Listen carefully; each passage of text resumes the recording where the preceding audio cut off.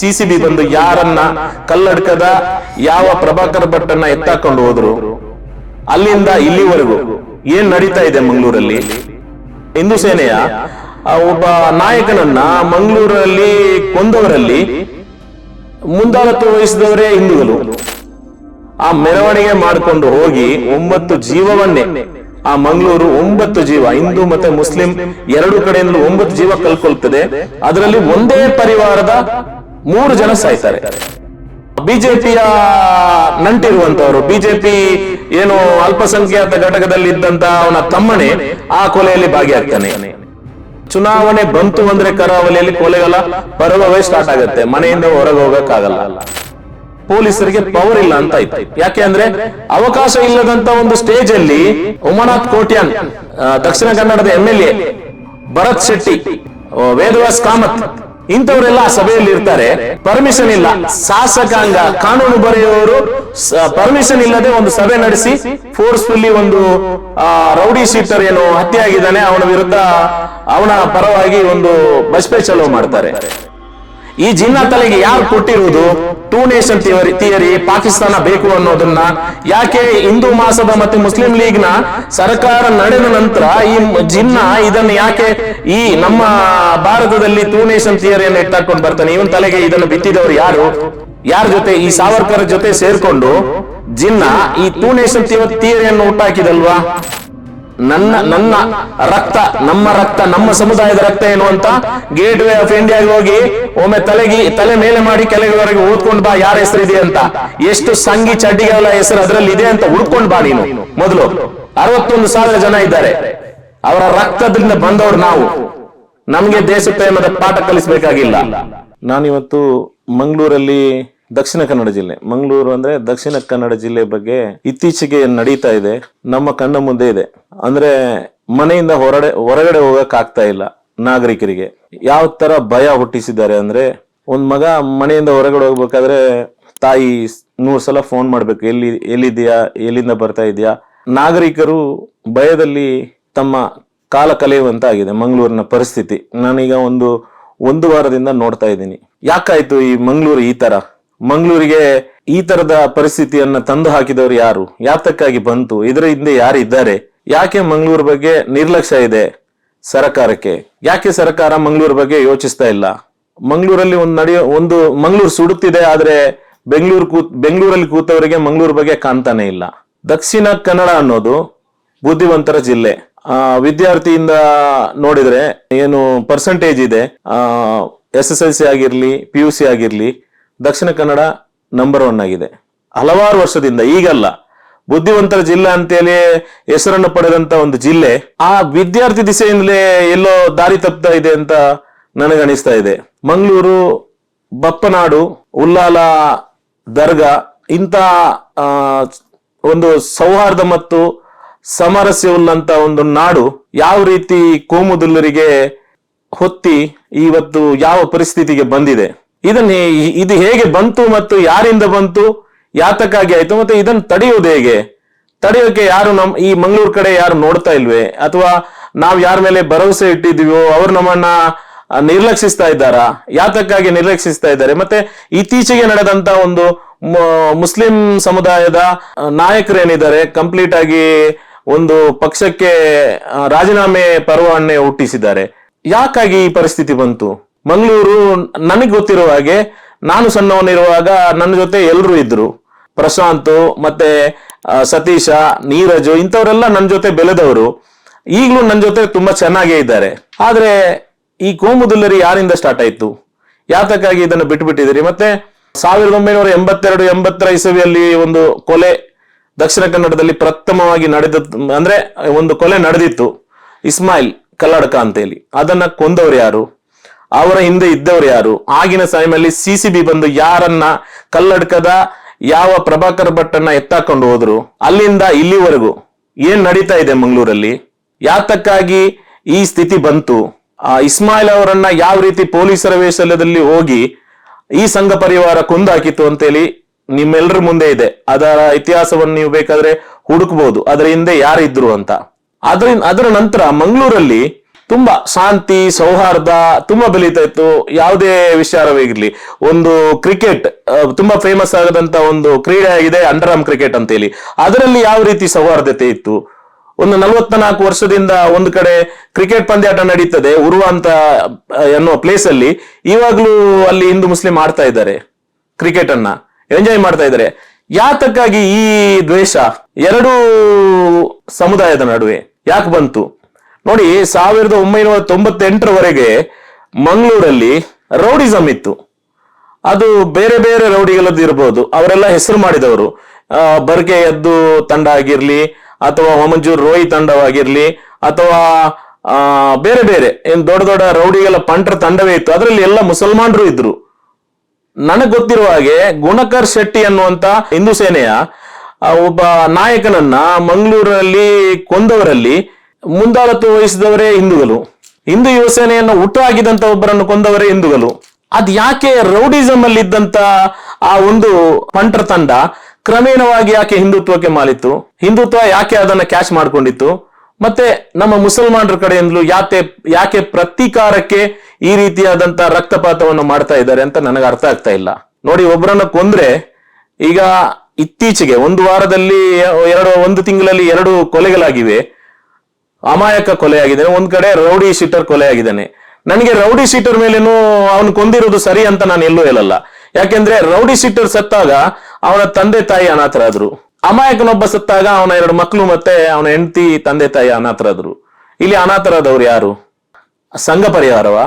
ಅಲ್ಲ, ಯಾವ್ದಾದ್ರು ಒಂದು ವಿಶೇಷ ಪ್ಯಾಕೇಜ್ ಏನಾದ್ರೂ ಇದೆಯಾ ಇದಕ್ಕೆ? 1 ಕೊಂದ್ರೆ 2 ಕೊಂದಾಕ್ಬೇಕು, 2 ಕೊಂದ್ರೆ 3 ಕೊಂದಾಕ್ಬೇಕು ಅಂತ. 98 ಅಲ್ಲಿ ಗೋವಿಂದಾಸ್ ಅನ್ನೋ ಸುರತ್ಕಲ್ನಲ್ಲಿ ನಡೆದಂತ ಒಂದು ಗಲಭೆ ಏನಿದೆ, ಅದರಲ್ಲಿ ಹೆಣ್ಣಿನ ಇದನ್ನ ಮುನ್ನೆಲೆಯಲ್ಲಿ ಇಟ್ಕೊಂಡು ಹುಡುಗಿಗೆ ಚುಡಾಯಿಸಿದ ಅಂತ ಹೇಳಿ ಒಂದು ನೆಪವನ್ನ ಇಟ್ಕೊಂಡು ಸುರತ್ಕಲ್ ಮತ್ತೆ ದಕ್ಷಿಣ ಕನ್ನಡವನ್ನ ಕಂಪ್ಲೀಟ್ ಆಗಿ ಹೊತ್ತಿ ಹಾಕ್ಸ್ತಾರೆ ಈ ಸಂಘ ಪರಿವಾರದವರು. ಯಾವ ರೀತಿ ಅಂದ್ರೆ, ಒಂದು ಯುವಕ ಮತ್ತೆ ಯುವತಿಯ ನಡುವೆ ನಡೆದಂತ ಒಂದು ಇಶ್ಯೂವನ್ನ ಜಿಲ್ಲೆಯಾದ್ಯಂತ ಬೆಂಕಿ ಹಚ್ಚಿ ಅದಕ್ಕೆ ಹಿಂದುತ್ವದ ಬಣ್ಣ ಕೊಡ್ತಾರೆ. ಅವನಿಗೆ, ಆ ಯುವಕನಿಗೆ ಹೊಡೆದಂತ ಏನು ಗ್ಯಾಂಗ್ ಇದೆ ಅದು ಜೈಲ್ ಸೇರುತ್ತೆ. ಅವರನ್ನು ಹೊರಗೆ ಬರುವಾಗ ಪ್ರಪ್ರಥಮ ಬಾರಿಗೆ ಮಂಗಳೂರಲ್ಲಿ ಒಂದು ಹಿಂದುತ್ವದ ತಂಡ ಅವರನ್ನ ಮೆರವಣಿಗೆ ಮಾಡುತ್ತೆ. ಆ ಮೆರವಣಿಗೆ ಮಾಡಿಕೊಂಡು ಹೋಗಿ 9 ಜೀವವನ್ನೇ, ಆ ಮಂಗಳೂರು 9 ಜೀವ, ಹಿಂದೂ ಮತ್ತೆ ಮುಸ್ಲಿಂ 2 ಕಡೆಯಿಂದಲೂ 9 ಜೀವ ಕಲ್ಕೊಳ್ತದೆ. ಅದರಲ್ಲಿ ಒಂದೇ ಪರಿವಾರದ 3 ಜನ ಸಾಯ್ತಾರೆ. ಒಬ್ಬ ವೃದ್ಧ ಮುಸ್ಲಿಂ ವ್ಯಕ್ತಿ ಮತ್ತೆ ಅವರ ಮಗ ಮತ್ತೆ ಇನ್ನೊಬ್ಬರನ್ನು 3 ಜನರನ್ನು ಒಂದೇ ಕಡೆಯಲ್ಲಿ ಕೊಂದಾಕ್ತಾರೆ. ಯಾರು ಕೊಂದವರು? ಅವರ ಹತ್ರನೇ, ಅವರ ಜೊತೆಗೆ ಕ್ರಿಕೆಟ್ ಆಡ್ತಾ ಇದ್ದಂತ ವ್ಯಕ್ತಿಗಳು. ಅದರ ನಂತರ ಅದೇ ಇಶ್ಯೂ ಬೆಳೆದ್ಕೊಂಡು 2000ರಲ್ಲಿ ಇಂಥದ್ದೇ ಒಂದು ಘಟನೆ ಅದೇ ಕಾಲೇಜಲ್ಲಿ ನಡೀತದೆ. ಅದು ಕೂಡ ಹೊತ್ತಿ ಉರಿದು 8 ಜೀವವನ್ನು ಬಲಿ ತಗೋತದೆ. ಅದರ ನಂತರ ಮಂಗಳೂರು ಹಿಂದುತ್ವಕ್ಕೆ ವಾಲುತ್ತದೆ. ಆ ವಾಲಿಕೊಂಡು ಬಂದದ್ದು ಎಷ್ಟು ಜೀವವನ್ನು ಬಲಿ ತೆಗೆದುಕೊಂಡಿದೆ, ಯಾರ್ಯಾರು ಹೋಗಿದ್ದಾರೆ, ಎಷ್ಟು ಅಮಾಯಕರನ್ನ ಕೊಂದ್ರು, ದಾರಿಯಲ್ಲಿ ನಡೆಯುವವರನ್ನೆಲ್ಲ ಕೊಂದಾಗ್ತಾ ಇದ್ದಾರೆ. ಅದಕ್ಕೆ ಒಂದು ನ್ಯಾಯ ಅಥವಾ ಒಂದು ಹ್ಯುಮ್ಯಾನಿಟಿ ಅನ್ನೋದೇ ಕಲ್ಕೊಂಡಿದೆ ಮಂಗಳೂರು. ಒಂದು ಮನುಷ್ಯತ್ವವನ್ನೇ ಕಲ್ಕೊಂಡಾಗ ಆಗಿದೆ ಮಂಗಳೂರು. ಯಾಕೆ ಈ ತರ ಒತ್ತಿ ಉರಿತು? ಈಗ ಅಮಾಯಕರನ್ನು ಕೊಂದಿರೋದಂದ್ರೆ, ಈಗ ಏನು ಬಶೀರ್ ಅವರಿದ್ದಾರೆ, ಒಬ್ಬ ಅಪ್ಪಟ ಅಮಾಯಕ. ನನ್ನ ಲೈಫಲ್ಲಿ ನಾನು ಅಂತ ವ್ಯಕ್ತಿಯನ್ನು ನೋಡಿಲ್ಲ. ಅವರನ್ನ ಆಡುವಾಗಲೇ ಯಾರನ್ನ ಕೊಂದ್ರು ಅಂತೇಳಿ ಕೊಂದಾಕ್ತಾರೆ. ಅವರನ್ನು ಕೊಂದಿದ್ದು ಪ್ರದೀಪ್ ರಾವನ್ನ ಒಬ್ಬ ಹುಡುಗನ ಹೆಸರಲ್ಲಿ. ಅವನು ಕೂಡ ಅಮಾಯಕ. ಅವನನ್ನು ಯಾಕೆ ಕೊಂದಾಕ್ತಾರೆ? ಯಾರು ಕೊಂದಾಕ್ತಾರೆ? ಅದರ ಹಿಂದೆ ಯಾರಿದ್ದಾರೆ? ಅದರಲ್ಲಿ ಸಂಘ ಪರಿವಾರದ ಕೈವಾಡ ಏನಿದೆ? ಪ್ರದೀಪ್ ರಾವ್ ಕೊಲೆ ಕೇಸಲ್ಲಿ ಇದ್ದವರು, ದೀಪಕ್ ರಾವ್ ಕೊಲೆ ಕೇಸಲ್ಲಿ ಇದ್ದವರು ಬಿಜೆಪಿಯ ನಂಟಿರುವಂತವರು. ಬಿಜೆಪಿ ಏನು ಅಲ್ಪಸಂಖ್ಯಾತ ಘಟಕದಲ್ಲಿ ಇದ್ದಂತ ಅವನ ತಮ್ಮನೇ ಆ ಕೊಲೆಯಲ್ಲಿ ಭಾಗಿಯಾಗ್ತಾನೆ. ಅದರ ನಂತರ ಒಂದೊಂದೇ ಜೀವ ಉರುಳುತ್ತದೆ. ಈಗ ನೋಡೋದಾದ್ರೆ ಅಶ್ರಫ್ ಕಲಾಯಿಯನ್ನು ಕೊಂಡೋಗ್ತಾರೆ, ಅಮಾಯಕ. ನೋಡಿ, ನಾನು ಈಗ ಯಾರ ಹೆಸರನ್ನು ಹೇಳ್ತಾ ಇದ್ದೀನಿ, ಇವರ ಮೇಲೆ ಯಾವ ಕೇಸ್ ಇಲ್ಲ, ಇವರು ಯಾರು ರೌಡಿಗಳಲ್ಲ. ಯಾಕೆ ಇವರನ್ನು ಕೊಂದಾಕಿದ್ರು? ಬರೀ ಲೆಕ್ಕಕ್ಕೆ. ಚುನಾವಣೆ ಬಂತು ಅಂದ್ರೆ ಕರಾವಳಿಯಲ್ಲಿ ಕೊಲೆಗಳ ಪರ್ವವೇ ಸ್ಟಾರ್ಟ್ ಆಗತ್ತೆ. ಮನೆಯಿಂದ ಹೊರಗೆ ಹೋಗಕ್ಕಾಗಲ್ಲ. 7 ಗಂಟೆ ನಂತರ ಮಂಗಳೂರು, 7 ಗಂಟೆ ಅಲ್ಲ, ಈಗ ಮಂಗಳೂರು ಬೆಳಿಗ್ಗೆ ಹೋಗ್ಲಿಕ್ಕೆ ಆಗುದಿಲ್ಲ. ನಾನು ಬಂದು ಈಗ ಮಂಗಳೂರಿಗೆ 1 ವಾರ ಆಯ್ತು. ನನ್ನ ತಾಯಿ ಹೊರಗಡೆ ಹೋಗ್ಬೇಕಾದ್ರೆ 10 ಸಲ ಕಾಲ್ ಮಾಡ್ತಾರೆ, ಎಲ್ಲಿದ್ದೀಯಾ, ಯಾವಾಗ ಬರ್ತೀಯಾ ಅಂತೇಳಿ. ಅಷ್ಟು ಹೆದರಿಕೆ ಆಗಿದೆ ಮಂಗಳೂರಲ್ಲಿ. ಇದನ್ನ ಯಾವ ತರ ನಿಭಾಯಿಸುವುದು? ಯಾತಕ್ಕಾಗಿ ಈ ಮಂಗಳೂರನ್ನ ಈ ತರ ಮಾಡಿಟ್ಟಿದ್ದಾರೆ? ಸಂಘ ಪರಿವಾರ ಸಂಘ ಪರಿವಾರದ ಈ ಷಡ್ಯಂತ್ರಕ್ಕೆ ಯಾಕೆ ಬಲಿಯಾಗಿದ್ದಾರೆ? ಜಗದೀಶ್ ಕಾರಂತ್ ಅವರನ್ನ ಅಂತ ಅನ್ನುವ ವ್ಯಕ್ತಿಯೊಬ್ಬ 1998ರಲ್ಲಿ ಸ್ಪೀಚ್ ಮಾಡ್ತಾರೆ. ಸ್ಪೀಚ್ ಮಾಡಿದ ನಂತರ ಮಂಗಳೂರಲ್ಲಿ 9, ಅದೇ ನಾನು ಹೇಳಿದೆ, ಒಂದು ಮೆರವಣಿಗೆ ಮಾಡಿಕೊಂಡು 9 ಕೊಲೆಯನ್ನ ಮಾಡಿ ಇಡ್ತಾರೆ. ಆ ಕಡೆ ಈ ಕಡೆಯಿಂದ 9 ಜನ ಸಾಯ್ತಾರೆ. ಅದರ ನಂತರನೂ ಅವರದೇ ಸ್ಪೀಚು 2000ದಲ್ಲಿ, ಅದರಲ್ಲೂ ಒಂದಿಷ್ಟು ಜನ ಸಾಯ್ತಾರೆ. ಈಗ ಇತ್ತೀಚೆಗೆ ನೀವು ನೋಡಿರ್ಬೋದು, ಬಜ್ಪೆ ಚಲೋ ಅಂತ ಮಾಡಿದ್ದಾರೆ. ಆ ಬಜ್ಪೆ ಚಲೋಗೆ ಅವಕಾಶ ಕೊಟ್ಟಿಲ್ಲ ಅಂತ ಪೊಲೀಸರು ಹೇಳ್ತಾರೆ. ಅವಕಾಶ ಕೊಟ್ಟಿಲ್ಲ ಅಂದ್ರೆ ಪೊಲೀಸರಿಗೆ ಪವರ್ ಇಲ್ಲ ಅಂತ ಆಯ್ತು. ಯಾಕೆ ಅಂದ್ರೆ ಅವಕಾಶ ಇಲ್ಲದಂತ ಒಂದು ಸ್ಟೇಜ್ ಅಲ್ಲಿ ಉಮಾನಾಥ್ ಕೋಟ್ಯಾನ್, ದಕ್ಷಿಣ ಕನ್ನಡದ MLA, ಮತ್ತೆ ಅಷ್ಟೇ ಸಭೆಯಲ್ಲಿದ್ದವರು ಭರತ್ ಶೆಟ್ಟಿ, ವೇದವ್ಯಾಸ್ ಕಾಮತ್, ಇಂಥವರೆಲ್ಲ ಆ ಸಭೆಯಲ್ಲಿ ಇರ್ತಾರೆ. ಪರ್ಮಿಷನ್ ಇಲ್ಲ, ಶಾಸಕಾಂಗ ಕಾನೂನು ಬರೆಯುವವರು ಪರ್ಮಿಷನ್ ಇಲ್ಲದೆ ಒಂದು ಸಭೆ ನಡೆಸಿ ಫೋರ್ಸ್ಫುಲ್ಲಿ ಒಂದು ರೌಡಿ ಶೀಟರ್ ಏನು ಹತ್ಯೆ ಆಗಿದ್ದಾನೆ ಅವನ ವಿರುದ್ಧ, ಅವನ ಪರವಾಗಿ ಒಂದು ಬಜ್ಪೆ ಚಲೋ ಮಾಡ್ತಾರೆ. ಅದರಲ್ಲಿ ಮುಖ್ಯ ಭಾಷಣಕಾರನಿಗೆ ಬಂದಂತ ಶ್ರೀಕಾಂತ್ ಶೆಟ್ಟಿ ಅನ್ನುವನು ಯಾವ ತರ ಮಾತಾಡ್ತಾನೆ ಅಂದ್ರೆ, 1906ರಲ್ಲಿ ಮುಸ್ಲಿಂ ಲೀಗ್ ಬಂದಿದೆ ಅಂತೆ. ಹೌದಪ್ಪ ಶ್ರೀಕಾಂತ್, ಮುಸ್ಲಿಂ ಲೀಗ್ ಬಂದಿದೆ. ಅವರ ಜೊತೆ ಯಾರಿದ್ರು, ಯಾಕಿದ್ರು, ಯಾತಕ್ಕಾಗಿ ಅವ್ರ ಜೊತೆ ಇದ್ರು ಅಂತ ನಿನ್ ಗೊತ್ತಿದ್ಯಾ? ಅವರು ಮುಸ್ಲಿಂ ಲೀಗ್ 1906ರಲ್ಲಿ ಬಂದ್ರೆ ಅದರ ನಂತರ ಬಂದಂತ ಸಂಘಟನೆಗಳು, ಯಾರು ಸಾವರ್ಕರ್ ಅವರು ಹಾಕಿದಂತ ಸಂಘಟನೆ ಇರ್ಲಿ, ಅಭಿನವ್ ಭಾರತ್ ಇರ್ಲಿ, ಅಥವಾ ಹಿಂದೂ ಮಹಾಸಭಾ ಇರ್ಲಿ, ಇವರೆಲ್ಲ ಒಟ್ಟಾಗಿ 1942ರಲ್ಲಿ ಯಾರ ಜೊತೆ ಸರ್ಕಾರ ನಡೆಸಿದ್ರು? ಇತಿಹಾಸ ನೋಡಿದ್ಯಾ ನೀನು? ಈ ಮುಸ್ಲಿಂ ಲೀಗ್ ಅವತ್ತಿದ್ದು, ನಮಗೂ ಆ ಮುಸ್ಲಿಂ ಲೀಗ್ಗೆ ಯಾವ ಸಂಬಂಧ ಇಲ್ಲ. ಅವರ ಜೊತೆ ಇದ್ದವರು ಯಾರು ಅಂತ ಇತಿಹಾಸ ನೋಡಿದ್ರೆ ಗೊತ್ತಾಗತ್ತೆ. ಅವರಿಗೂ ನಮಗೂ ಯಾವುದೇ ಇಲ್ಲಿಯ ಈ ದೇಶದ ಮುಸಲ್ಮಾನರಿಗೂ ಆ ಮುಸ್ಲಿಂ ಲೀಗ್ಗೂ ಸಂಬಂಧ ಇಲ್ಲ. ನೀವು ಸಂಬಂಧ ಕಲ್ಪಿಸಕ್ ಹೋದ್ರೆ 1942ರಲ್ಲಿ ಹಿಂದೂ ಮಹಾಸಭಾ ಮತ್ತು ಮುಸ್ಲಿಂ ಲೀಗು ಬಂಗಾಳದಲ್ಲಿ, ಪಶ್ಚಿಮ ಬಂಗಾಳದಲ್ಲಿ ಸರ್ಕಾರ ನಡೆಸಿ ಅಲ್ಲಿವರೆಗೂ ಇಲ್ಲದಂತ 2 ನೇಷನ್ ಥಿಯರಿಯನ್ನ ಯಾರು ತಗೊಂಡ್ ಬಂದ್ರು? ಈ ಜಿನ್ನಾ ತಲೆಗೆ ಯಾರು ಕೊಟ್ಟಿರುವುದು 2 ನೇಷನ್ ಥಿಯರಿ? ಪಾಕಿಸ್ತಾನ ಬೇಕು ಅನ್ನೋದನ್ನ ಯಾಕೆ ಹಿಂದೂ ಮಹಾಸಭಾ ಮತ್ತೆ ಮುಸ್ಲಿಂ ಲೀಗ್ ನ ಸರ್ಕಾರ ನಡೆದ ನಂತರ ಈ ಜಿನ್ನಾ ಇದನ್ನ ಯಾಕೆ ಈ ನಮ್ಮ ಭಾರತದಲ್ಲಿ 2 ನೇಷನ್ ಥಿಯರಿಯನ್ನು ಇಟ್ಟಾಕೊಂಡು ಬರ್ತಾನೆ? ಇವನ್ ತಲೆಗೆ ಇದನ್ನು ಬಿತ್ತಿದವರು ಯಾರು? ಯಾರ ಜೊತೆ? ಈ ಸಾವರ್ಕರ್ ಜೊತೆ ಸೇರ್ಕೊಂಡು ಜಿನ್ನಾ ಈ 2 ನೇಷನ್ ಥಿಯರಿಯನ್ನು ಹುಟ್ಟಾಕಿದಲ್ವಾ? ಸರಿ ಬಿಡಿ, ಅದು ಮುಸ್ಲಿಂ ಲೀಗ್ ಹೋಯ್ತು, ನೀವು ಅವರ ಜೊತೆ ಸೇರ್ಕೊಂಡ್ರಿ. ನೀವು ಅದನ್ನ ನಮ್ಮ ಮೇಲೆ ತರಬೇಡಿ. ಮುಸಲ್ಮಾನರನ್ನ ನೀವು ಅದಕ್ಕೆ ತರೋದ್ ಬೇಡ. ಮತ್ತೆ ದೇಶ ಪ್ರೇಮ ನೀವು ನಮಗ್ ಕಲಿಸ್ಬೇಕಾಗಿಲ್ಲ. ನಾವು ದೇಶ ಪ್ರೇಮ ನಿಮ್ಮಿಂದ ಕಲಿಯಬೇಕಾಗಿಲ್ಲ. ನಮ್ಮ ದೇಶ ಪ್ರೇಮ ನೋಡ್ಬೇಕಾದ್ರೆ ಗೇಟ್ ವೇ ಆಫ್ ಇಂಡಿಯಾಗೆ ಹೋಗಿ ನೋಡು, ನಮ್ಮ ದೇಶ ಪ್ರೇಮ ಹೇಗಿದೆ ಅಂತ. ನೀವು ನಮಗೆ ಸರ್ಟಿಫಿಕೇಟ್ ಕೊಡ್ಬೇಕಾಗಿಲ್ಲ.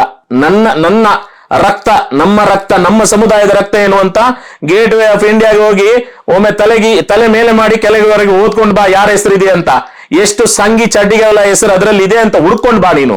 ಮೊದಲು 61,000 ಜನ ಇದ್ದಾರೆ, ಅವರ ರಕ್ತದಿಂದ ಬಂದವರು ನಾವು. ನಮಗೆ ದೇಶ ಪ್ರೇಮದ ಪಾಠ ಕಲಿಸಬೇಕಾಗಿಲ್ಲ. ನಾವು ಪ್ರತಿದಿನ 5 ಸಲ ನಮಾಜ್ ಮಾಡ್ತೇವೆ ಈ ಭೂಮಿಯನ್ನ ಮುತ್ತಿ. ನಮಗೆ ದೇಶ ಪ್ರೇಮದ ಪಾಠ ನಿಮ್ಮಿಂದ ಬರ್ಬೇಕಾಗಿಲ್ಲ. ಮತ್ತೆ ನೀವು ನಮ್ಮ ಹೆಸರಿಂದ ಬೆಳೆಯಬೇಕಾಗಿಯೂ ಇಲ್ಲ. ನಿಮಗೆ ಬೆಳೀಲಿಕ್ಕಿದ್ರೆ ನಿಮ್ದೇನೋ ಒಂದ್ ಮಾಡ್ಕೊಳ್ಳಿ, ಹೋಗ್ಕೊಳ್ಳಿ. ಸಮಾಜ ಸೇವೆ ಮಾಡಿದೀರಾ ನೀವು? ಇಲ್ಲ, ನೀವು ಯಾವ ಸೇವೆಯನ್ನು ಮಾಡಿಲ್ಲ. ನೀವು ಇಷ್ಟರವರೆಗೆ ಮಾಡಿರೋದು ಚಡ್ಡಿ ಸೇವೆ, ಬೇರೆ ಏನು ಮಾಡಿಲ್ಲ. ನೀವು RSS ಸೇವೆ ಮಾತ್ರ ಮಾಡಿರೋದು. ನೀವು ಯಾತಕ್ಕಾಗಿ ಮುಸಲ್ಮಾನರನ್ನ ಕ್ಯಾಚ್ ಮಾಡ್ಕೊಳ್ತಾ ಇದ್ದೀರಾ? ನೀವು ಯಾರ ವಿರೋಧಿಗಳು ಅಂತ ಈ ದೇಶದ ಜನರಿಗೆ ಗೊತ್ತಿದೆ. ಯಾರು ನಿಮ್ಮ ವಿರುದ್ಧ ಸಮಾನತೆಯನ್ನು ತಂದ್ರಲ್ವಾ, ಈ ದೇಶದ 2 ಕಣ್ಣು, ಗಾಂಧಿ, ಮಹಾತ್ಮ ಗಾಂಧಿ ಮತ್ತು ಅಂಬೇಡ್ಕರ್ ಅವರು ಈ ದೇಶದ 2 ಕಣ್ಣು. ಆ 2 ಸಮಾನತೆಯನ್ನ ನಿಮಗೆ ಏನು ಮಾಡಕ್ಕಾಗಿಲ್ಲ. ಅದಕ್ಕಾಗಿ ಈ ದಿನ ನೀವು ಮುಸಲ್ಮಾನರನ್ನ ಎದುರಿಟ್ಟು ಗುಂಡು ಹೊಡಿತಿದ್ದೀರಾ. ಇದು ಈ ದೇಶದ ಜನರಿಗೆ ಗೊತ್ತು. ಆದ್ರೆ ಏನ್ ಮಾಡೋಣ, ಅವ್ರಿಗೆ ಯಾರಿಗೂ ಬಾಯಿ ಬರ್ತಾ ಇಲ್ಲ ಈಗ.